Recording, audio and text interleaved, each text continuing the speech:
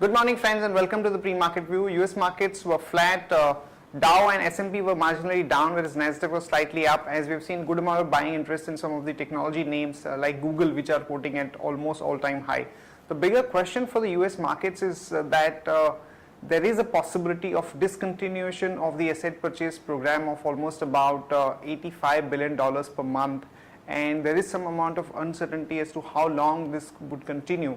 And that could actually pave the way for a bigger direction for the market, and most of the people are actually watching out for this. European markets too were flat, FTSE was marginally up, whereas the rest of the markets were down, no major data points to look at. And when we look at the Asian markets, Japan is up almost about 0.25%, and even Hang Seng is up almost about 0.3%. And yen has actually appreciated against the dollar to now 101.2 odd levels. And in terms of flows, FIs were net buyers in the cash market to the tune of almost about 240 odd crore. The domestic institutions were sellers to the tune of about 445 crore. And in the index futures, the FIs were net sellers to the tune of about 39 crore. Back home, friends, we had a major sharp cut in our market to the tune of almost about 125 points on the Nifty and almost about 480 odd points on the Sensex. No major developments as such, except for the fact that we had a trade deficit number that came in as a major negative surprise, which is almost at about $17 billion, as the import growth was almost about 11%, whereas the export growth was barely about 1.68%. And the major contributor to this deficit was the gold import, which has really gone up significantly. But the way the market corrected definitely came in as a major negative surprise, given the fact that we had no major cracks in the global markets and even data points were not that negative. On that note, let me invite Sadhana to take us through important F&O cues, data and strategies that we can have in the F&O markets. Good morning friends, let's have a view on derivatives. Yesterday market started the session on lower note, but after announcement of positive CPI, that is consumer price inflation, markets recovered from its day low. And again, negative trade data had worsened the sentiments and pushed the Nifty to closely level of below 6,000. In this period, we have seen around 12 lakh shares were reduced in open interest, and Nifty futures premium also decreased significantly from 25 points to 14 points. That means a long closure has been taken place by market participants. And put call ratio also decreased from 1.22 to 1.16, indicating call option has seen a good number of accumulation, which is clearly visible in the strikes of 5,900, 6,000 and 6,100, in spite of market has fallen yesterday. As we are trading below our weekly VWAP of 6,050, overall our bias for the market is negative. But on intraday basis, if Nifty manages to surpass 6015 level, then 6050 can be seen on the cards. From intraday perspective, one can go long on Divi Slab with a stop loss of 1091.10, and one can go short on Steel Authority of India Limited with a stop loss of 63.15. Thank you.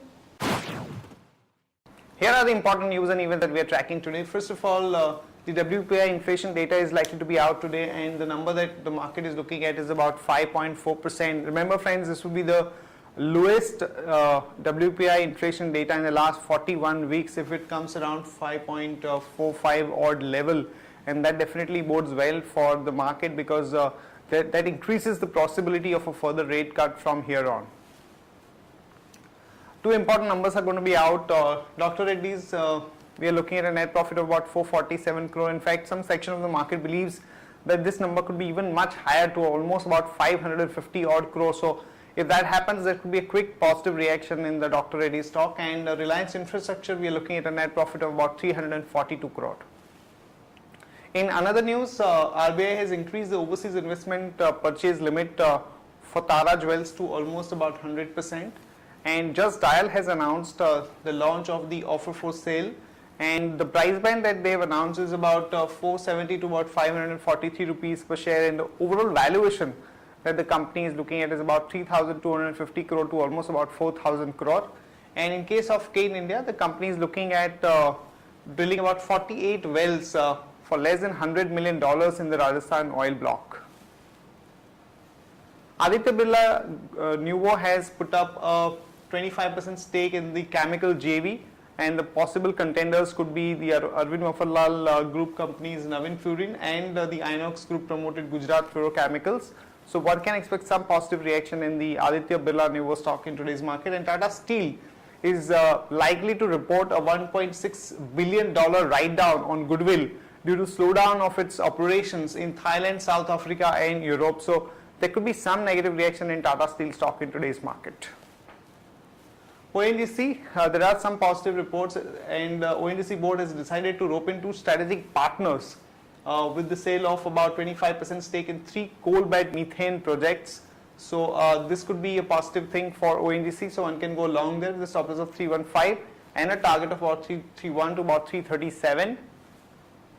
Punj Lloyd has managed to get an order of almost about 730 crore in a refinery project, and this is after a long time that they have got this kind of an order, so one can go long on Punj Lloyd with a stop loss of 53 and a target of about 56 to about 57.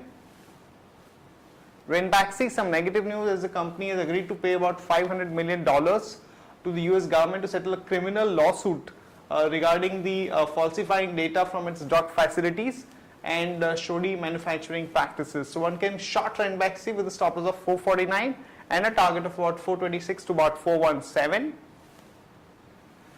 That's it from all of us, friends. Have a great trading session. See you tomorrow at the same time.